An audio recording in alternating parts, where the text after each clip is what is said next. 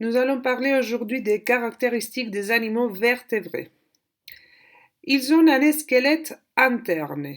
Le squelette interne peut être osseux ou cartilagineux.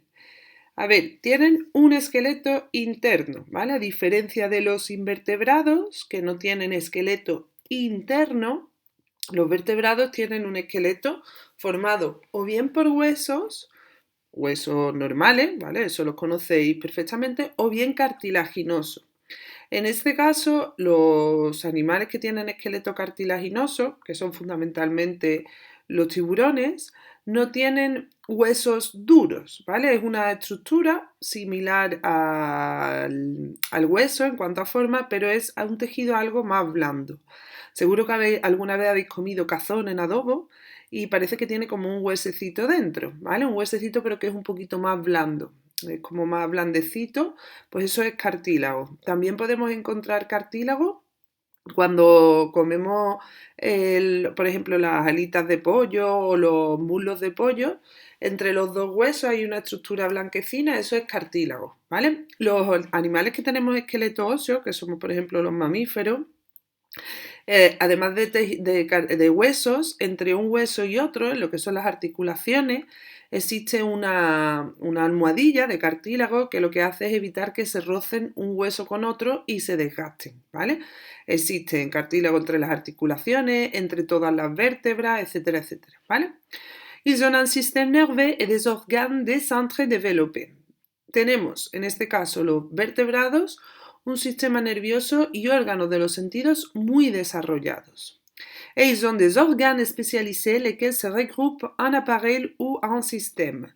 Acordaos que cuando vimos, creo que era el tema 6, la organización de la materia, a partir de células, luego teníamos que esas células se podían asociar en tejidos, los tejidos en órganos y los órganos en aparatos o sistemas, ¿vale? Pues en el caso de los vertebrados, todos los vertebrados son los organismos más desarrollados, ¿vale? Los animales más desarrollados tienen tanto aparatos como sistemas, aparato respiratorio, aparato digestivo, sistema esquelético, etcétera, etcétera. Le squelette interne. Le squelette interne a plusieurs fonctions. D'un côté, la protección de l'organisme. Una de las funciones principales del esqueleto interno es proteger al organismo.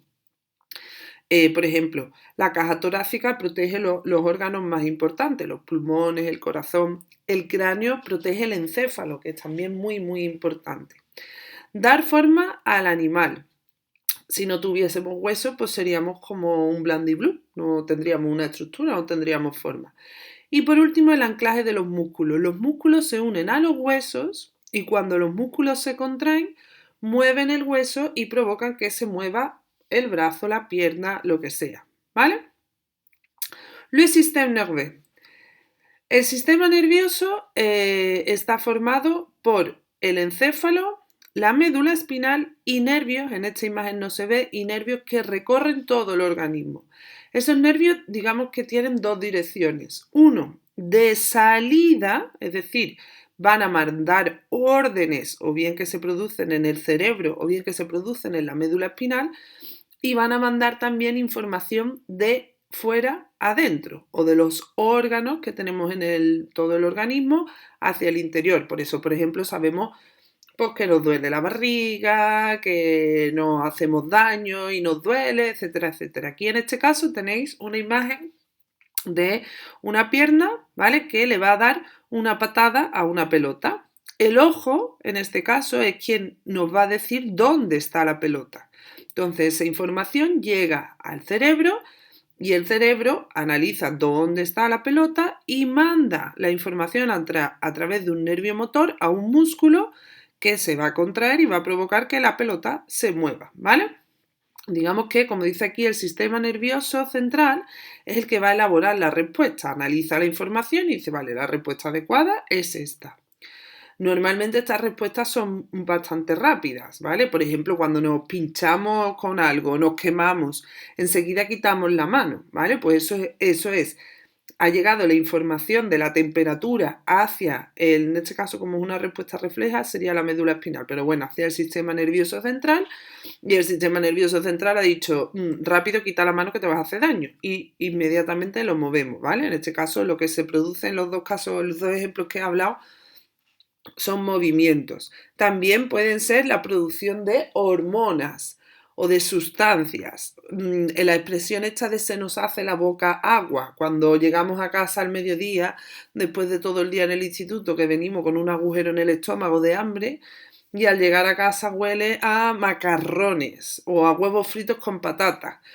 Entonces la boca dice, qué rico, y empieza a salivar porque se está preparando ya para comerse ese plato tan rico que nos han preparado en casa, ¿vale?